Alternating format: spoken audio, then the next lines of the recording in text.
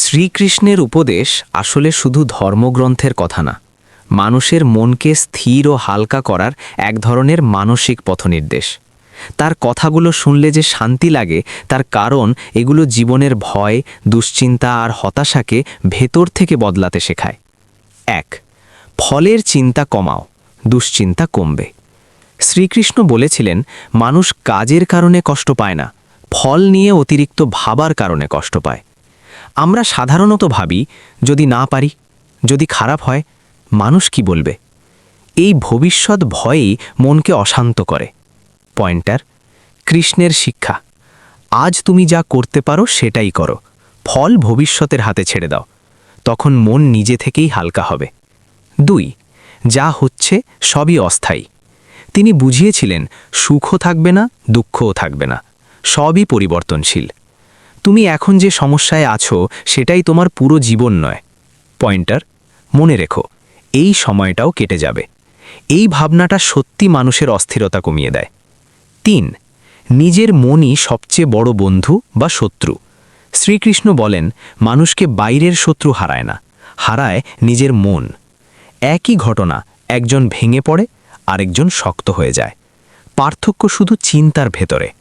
Pointer: তাই তিনি শিখিয়েছেন, তুলনা কম করো, অতীত নিয়ে আফসোস কম করো, ভবিষ্যৎ নিয়ে ভয় কমাও।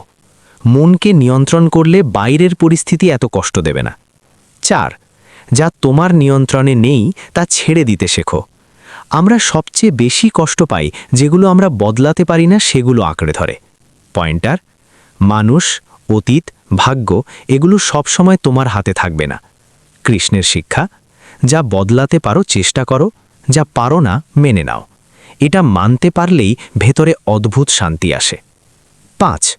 কর্তব্য করলে অপরাধ বোধ কমে।